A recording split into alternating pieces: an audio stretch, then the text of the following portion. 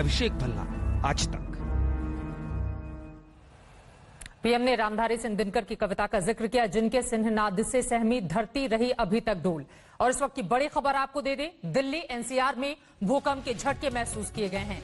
Delhi NCR में अब से कुछ ही सेकंड पहले भूकंप के झटके महसूस किए गए हैं। इस वक्त की सबसे बड़ी खबर आपको दे रहे हैं। बीते कई दिनों से, अगर बीते 2 से 3 महीनों में हम नजर डालें तो कभी दिल्ली, एनसीआर, इसके अलावा लद्दाख, लेह से भी भूकंप की बीते दिनों खबरें सामने आई थी।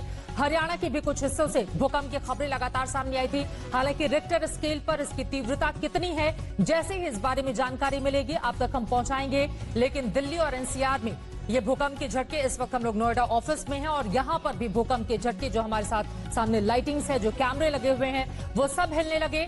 दिल्ली एनसीआर में भूकंप के झटके महसूस किए गए हैं। इस वक्त की सबसे बड़ी खबर जो इस वक्त आज तक आप तक पहुंचा रहा है। हालांकि भूकंप के झटके जब भी महसूस किए जाए, बार बार जो एक्सपर्ट हैं वो यही सलाह देते हैं कि आप अपनी बिल्डिंग से खुले खाली जगहों पर चले जाएं। लिफ्ट का बिल्कुल भी इस्तेमाल नहीं करें। अगर घर में आपने गैस जलाकर रखी हुई है, उसको तुरंत स्विच ऑफ करें, उसको बंद करें और तुरंत अपने कमरे से बाहर निकलकर, घर से बाहर निकलकर खुली जगहों पर चले जाएं।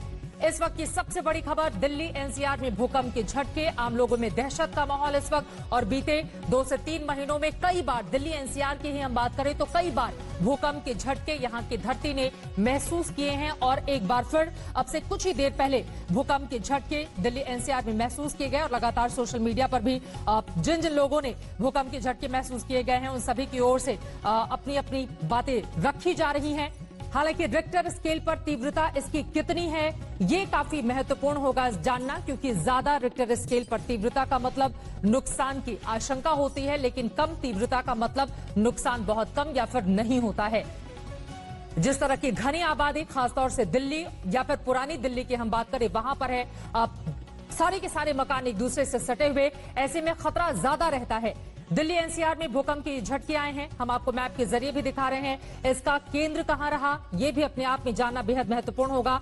और साथ ही अलग अलग जो तस्वीरें सामने आएंगी, क्योंकि भूकंप के झटकों के बाद लोग ज्यादातर अपने घरों से, अपने दफ्तरों से बाहर निकल जाते हैं। जो लोग ड्राइव कर रहे होते हैं वो अपनी गाड़ियों को साइड में खड़ा करके थोड़ी देर तक इस बात का इंतजार करते हैं कि झटके कम हो जाए, रुक जाएं और उसके बाद लोग आगे की ओर जाएं। दिल्ली एनसीआर से इस वक्त की सबसे बड़ी खबर जो लगातार आप तक हम पहुंचा रहे हैं, भूकंप के झटके महसूस किए गए हैं। आपको बता दें, इसके पहले दिल्ली एनसीआर में कई बार भूकंप के झटके आए थे। 3 जून की बात करें तो रात में नोएडा में भूकंप के झटके महसूस किए गए थे, 3.2 उसकी तीव्रता थी। 29 मई को भी दिल्ली एनसीआर के कई इलाकों में भूकंप के झटके महसूस किए गए थे। 8 जून 2020 को कम तीव्रता वाले भूकंप के झटके महसूस किए गए थे। उसके पहले 3 जून 2020 को झटके महसूस किए गए। 29 मई को दिल्ली, इससे सटे इलाकों में भूकंप के झटके महसूस किए गए थे। उस समय रिक्टर स्केल पर इसकी तीव्रता 4.6 थी। 28 मई को भी दिल्ली में भूकंप आया था, उसकी तीव्रता 2.5 थी। आज इसकी तीव्रता दिल्ली एनसीआर में जो भूकंप के झटके महसूस किए गए, हालांकि हम लोग स्टूडियो में बैठे हुए हैं और हम लोगों ने काफी झटका महसूस किया है। जिस तरह से इस वक्त भूकंप आया है राजधानी दिल्ली और एनसीआर के हिस्सों में, अब देखना होगा कि रिक्टर स्केल पर इसकी तीव्रता क्या की गई है। जैसा कि तारीखों के लिहाज से मैं आपको जानकारी दे रही हूं, उसके पहले 8 जून, 3 जून, 29 मई, 28 मई, 15 मई, 10 मई, 13 अप्रैल, 12 अप्रैल, 20 दिसंबर, हालांकि ये 2019 की बात है, लेकिन 12 अप्रैल 2020 से जो भूकंप का झटका कुछ कुछ दिनों में लगना शुरू हुआ, वो अभी तक लगातार जारी है। दिल्ली एनसीआर में एक बार फिर से भूकंप के झटके महसूस किए गए हैं, जो इस वक्त की बड़ी खबर हम आप तक पहुंचा रहे हैं। और यकीनन इसके बाद डर और दहशत का आलम सभी के दिलों में होगा। कोशिश यही होती है कि जब भी भूकंप के झटके महसूस किए जाएं, उसके बाद तुरंत लोग अपने घरों से बाहर निकलें और तब तक इंतजार करें जब तक समय थोड़ा गुजर नहीं जाता है और भूकंप के झटके आने बंद नहीं हो जाते हैं।